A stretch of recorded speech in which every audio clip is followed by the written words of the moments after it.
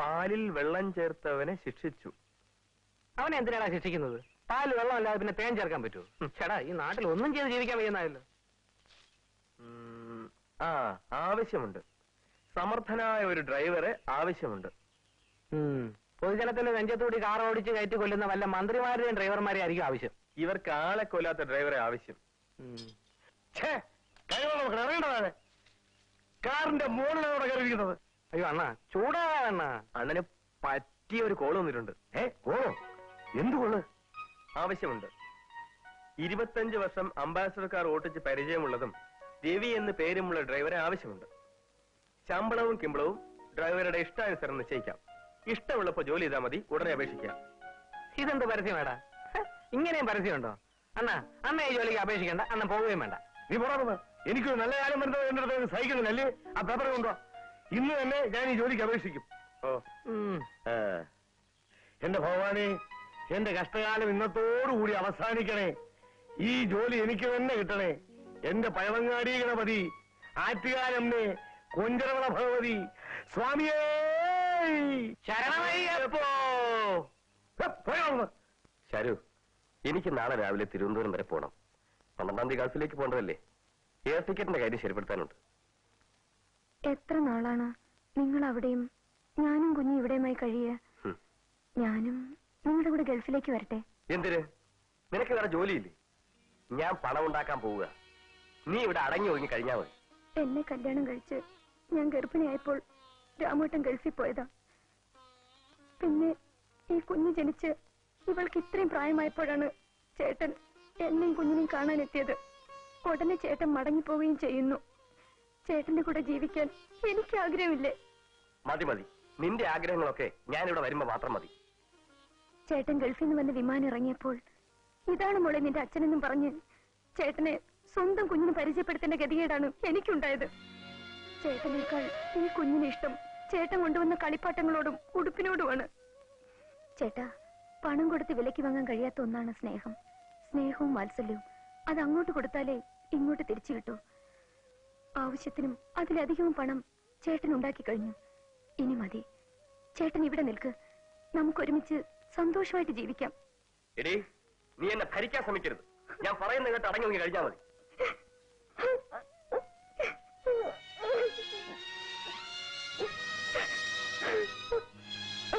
മോളെ, മോളെ, എന്താ മോളെ? രാമു, രാമു, എന്താ മാവാ? ഇതിനെന്തിനാണ് കരയുന്നത്? എടാ, ഇവിടെ ഇങ്ങനെ കരയിക്കാനല്ല ഞാൻ നിനക്ക് പോകാൻ കഴിച്ചു വന്നത്. ഇവിടെ ചേട്ടന്റെ മോളാ. കുഞ്ഞുനാളിലെ അവളെ അച്ഛനും അമ്മയും മരിച്ചു. പക്ഷെ എന്റെ സ്വന്തം മോളെപ്പോഴാണ് ഞാൻ ഇവിടെ വളർത്തുന്നത്. ഇവളുടെ ഒഴുകുവിന്റെ കണ്ണുനീര് വീട്ടിൽ വീഴരുന്ന് എനിക്ക് നിർബന്ധമാണ്. നീ ഗൾഫിൽ പോയി പണം ഉണ്ടാക്കുന്ന നല്ലൊരു ചെറുപ്പക്കാരൻ. നീ സന്തോഷമായിട്ട് ഇവിടെ കൊണ്ടു നടക്കുമെന്ന് കരുതിയാണ് ഞാൻ നിനക്ക് പോകാൻ കഴിച്ചു വന്നത്. ഇപ്പൊ എന്റെ മോള് എന്റെ മുമ്പ് നിന്ന് കരയാണ്. ഞാൻ എങ്ങനെ സഹിക്കുവാ? അമ്മാവൻ കാര്യം അറിയാതെയാണ് എന്നെ വഴക്ക് പറയുന്നത്. ഞാൻ ഗൾഫിൽ പോയി പണം ഉണ്ടാക്കിയത് മതിയെന്നാണ് ഇവള് പറയുന്നത്. ഞാൻ ഇവിടെ നിന്നാ മതിയെന്ന്. നീ എങ്ങനെ പറഞ്ഞോടി മോളെ? പറഞ്ഞു ഇളച്ച. രാമു, നീ ഇവിടെ തല്ലിയോടാ? ഇല്ലമ്മ. എന്നോട് തല്ലിയില്ല. ഗൾഫിൽ പോകണ്ട, അങ്ങനെ പണം ഉണ്ടാക്കണ്ട എന്നൊരു ഭാര്യ പറഞ്ഞാൽ ഇക്കാലത്ത് ഏതെങ്കിലും ഭർത്താവ് സഹിക്കുമോ? അത് പറഞ്ഞല്ലേ ഇവിടെ ചെറുകുറ്റിക്കായിട്ട് കൊടുക്കാൻ വരുന്നില്ലേ? രാമു, എടാ മോനെ, നിന്റെ ക്ഷമ അപാരം തന്നെടാ. നീ പോയി റെസ്റ്റ് എടുക്ക്.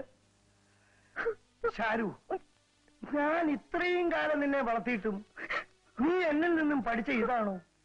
പണം ഉണ്ടാക്കാൻ ഗൾഫിലേക്ക് പോകണ്ടെന്ന് ഞാൻ എന്തായി കേൾക്കുന്നത്? എനിക്കൊരു ഹൃദയം ഉണ്ടായിരുന്നെങ്കിൽ അത് സ്തംഭിച്ച് ഞാൻ മരിച്ചു പോയാൻ. എന്റെ ഡാഡിക്ക് അതില്ലാത്തത് ഭാഗ്യം. അക്ഷരം പ്രതി കറക്റ്റ്. ഡാഡി, ചേച്ചി ചേട്ടനോട് പറഞ്ഞത് അക്ഷരം പ്രതി ശരിയാണ്. ഡാഡി, ഈ നാട്ടിലുള്ള ഒരുപാട് പെണ്ണുങ്ങളുടെ ശബ്ദമാണിത്. സ്ത്രീധനം വാങ്ങി കല്യാണവും കഴിച്ച് പെണ്ണിനെ ഇവിടെ ഇട്ടിട്ട് എല്ലാ ചെറുപ്പക്കാരും ഗൾഫിലേക്ക്. ഫ്ലൈറ്റ് പൊങ്ങുന്നതിന്റെ തലേ ദിവസമാണ് താലികെട്ട്. എന്നിട്ട് പെട്ടിയും എടുത്ത് എയർപോർട്ടിലേക്ക് ഒരു ഒറ്റ ഓട്ടമാണ്. പാവം പെണ്ണ് അവന്റെ തിരിച്ചുവരവും കാത്ത് വർഷങ്ങളോളം വഴിക്കണ്ണുമായി അവന് വേണ്ടി കാത്തിരിക്കണം. വിവാഹമോചനം ചെയ്തിട്ട് പോകുന്നതിനേക്കാൾ കഷ്ടമല്ലേ ഡാഡി ഇത്? പണം ഉണ്ടാക്കാനാണ് മോഹമെങ്കിൽ പണം ഉണ്ടാക്കി വന്നിട്ട് കല്യാണം കഴിച്ചൂടെ ഈ കൂട്ടർക്ക്? ഗൾഫിൽ നിന്നും കുറച്ച് സ്പ്രേയും സാരിയും പൗഡറും കൊണ്ടുവന്ന് ഭാര്യയ്ക്കും കുഞ്ഞുങ്ങൾക്കും കൊടുത്താൽ ജീവിതമാകുമോ? 25,000 30,000 കൊടുത്ത് NOC വാങ്ങി ഗൾഫിൽ പോയി ചുമട്ടു ജോലിയും അറബിയുടെ തെറിയും കേട്ട് അടിമപ്പണി ചെയ്യുന്നതിനേക്കാൾ നല്ലതല്ലേ ആ കാശുകൊണ്ട് ഇവിടെ ഒരു മുറുക്കാൻ കടയോ ബാർബർ ഷോപ്പോ തുറന്ന് ഭാര്യയും കുഞ്ഞുങ്ങളുമായി കഞ്ഞിയും കുടിച്ച് സന്തോഷമായി ജീവിക്കുന്നത്? 5-6 വർഷം കൂടുമ്പോഴാണ് ഭർത്താവ് അവധിക്ക് വരുന്നത്. അങ്ങനെ 5-6 അവധി കഴിയുമ്പോൾ ഭാര്യ വൃത്തിയായിരിക്കും.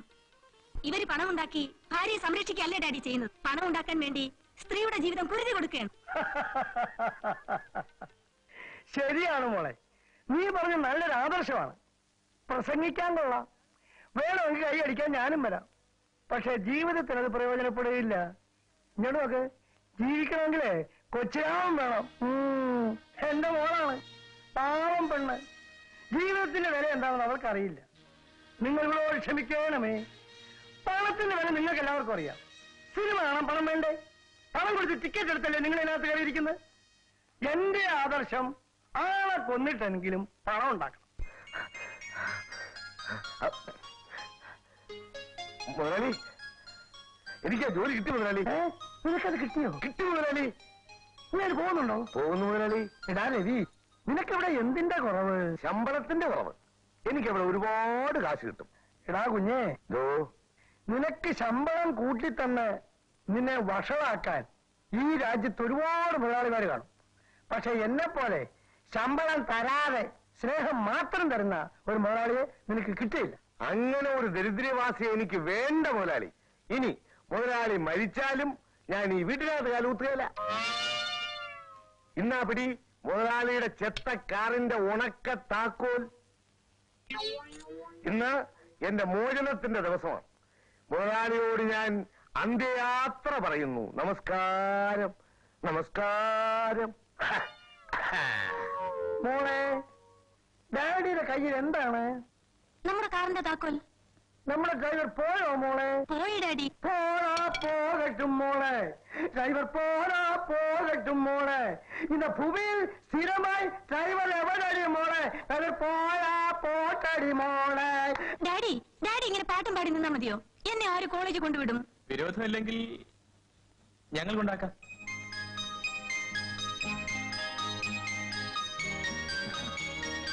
എന്താ പറഞ്ഞത്? അല്ല, വിരോധമില്ലെങ്കിൽ ഞങ്ങൾ കൊണ്ടുപോയി വിടാന്ന് പറയായിരുന്നു. ശങ്കറിന് ഡ്രൈവിംഗ് അറിയാമോ? അയ്യോ, അറിയാമോന്നോ? എവൻ വേണമെങ്കിൽ ഡ്രൈവിംഗ് പഠിപ്പിക്കുന്ന ഒരു ട്യൂട്ടോറിയൽ കോളേജ് തന്നെ ഇവിടെ നടത്തും. എന്നാലേ മോളെ ഒന്ന് കോളേജ് കൊണ്ടാക്കിയേക്കണം. എന്നെ മാത്രം രക്ഷിക്കണേ.